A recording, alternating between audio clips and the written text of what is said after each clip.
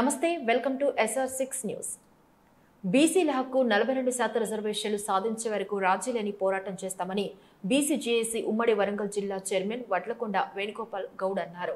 ఆదివారం బీసీజేఏసీ ఆధ్వర్యంలో run for social justice కార్యక్రమాన్ని హన్మకొండ పబ్లిక్ గార్డెన్ నుండి అమరవీరుల స్తూపం వరకు భారీ ర్యాలీ నిర్వహించారు। ఈ సందర్భంగా మేమెంతో మాకు అంత బీసీల వాటా బీసీలకు దక్కాలంటూ నినాదాలు చేశారు। అనంతరం మీడియాతో బీసీజేఏసీ ఉమ్మడి జిల్లా చైర్మన్ వేణుగోపాల్ గౌడ్, ప్రొఫెసర్ కూరపాటి వెంకట నారాయణ మీడియాతో మాట్లాడారు। ఈ కార్యక్రమంలో బీసీ విద్యార్థి జేఏసీ చైర్మన్ నాగరాజ్, బీసీజేఏసీ రాష్ట్ర జిల్లా నాయకులు ప్రొఫెసర్ మల్లేశం, చిర్ర రాజుగౌడ్, డాక్టర్ కూరపాటి రమేష్, మధుగౌడ్, బచ్చు ఆనంద్, యాదగిరి మహిళా నాయకురాలు, విద్యార్థి జేఏసీ నాయకులు, బీసీ నాయకులు తదితరులు పాల్గొన్నారు।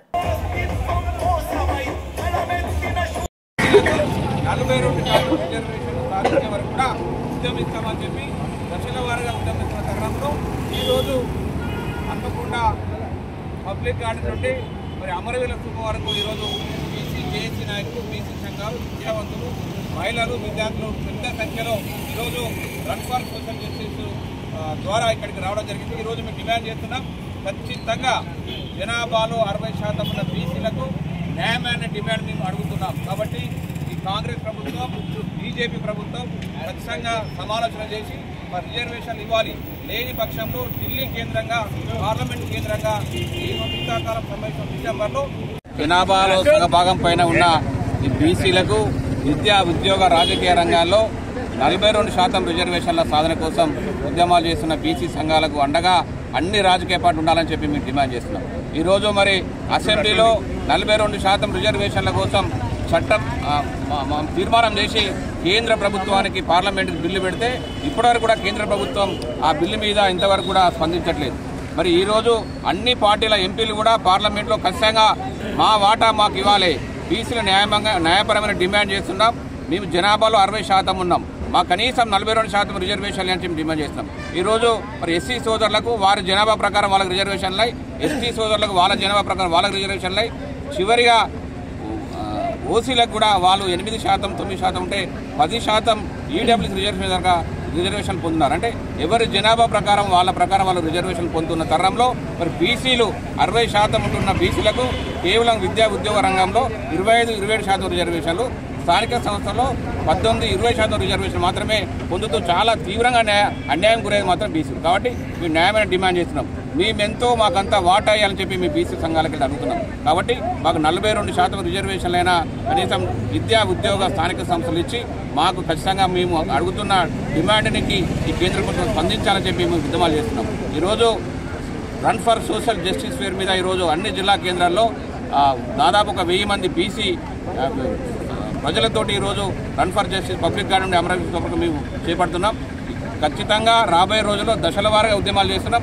కేంద్ర ప్రభుత్వంపై ఢిల్లీ కేంద్రంగా పార్లమెంటు ముట్టడి కూడా మేము 5,000-10,000 మంది బీసీ డెలిగేట్స్ తోటి ఖచ్చితంగా డిసెంబర్ మొదటి వారంలో ఢిల్లీ కేంద్రం కూడా ఉద్యమాలు చేయడానికి మేము సంసిద్ధం చేస్తున్నాం। కాబట్టి ఇప్పటికైనా ఈ కేంద్ర ప్రభుత్వం మేము అడుగుతున్న న్యాయమైన డిమాండ్ సాధన కోసం ఖచ్చితంగా మీరు పార్లమెంట్లో బిల్లు పెట్టాలని చెప్పి మేము పెట్టాలని డిమాండ్ చేస్తున్నాం।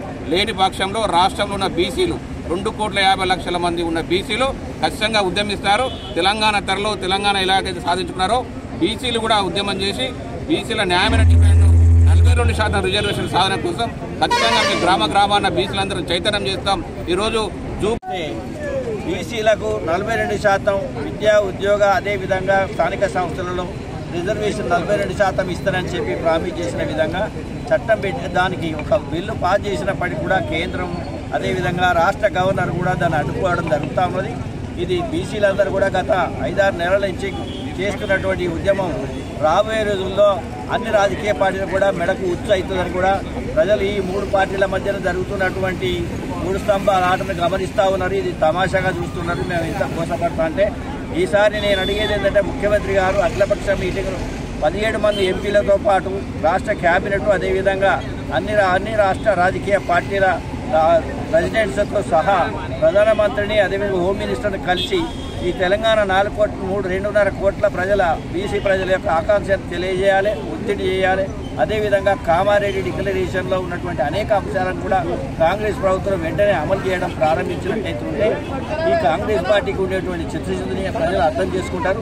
జూబ్లీ హిల్స్ లాగానే మళ్ళీ రాబోయే ఎన్నికలన్నింటిలో కూడా బీసీలందరూ కూడా కాంగ్రెస్కు అండగా ఉంటారు. మిగిలిన పక్షాలన్నీ కూడా ఒకవేళ న్యాయంగా పరిశీలించినట్టయితే ప్రజాస్వామ్యం పెద్దంగా అన్ని పార్టీలకు కూడా మద్దతు ఇస్తాం. కానీ ఈ అవకాశవాదులుగా మారుతున్నటువంటి రాజకీయ పార్టీలు మాత్రం తప్పకుండా తెలంగాణ ప్రజలు, తెలుగు ప్రజలు తప్పకుండా ఇక్కడ తెలంగాణ బీసీ ప్రజలు, ఎస్సీ ఎస్టీ ప్రజలు కూడా తగిన శిక్ష వేయడానికి సిద్ధమవుతున్నారని కూడా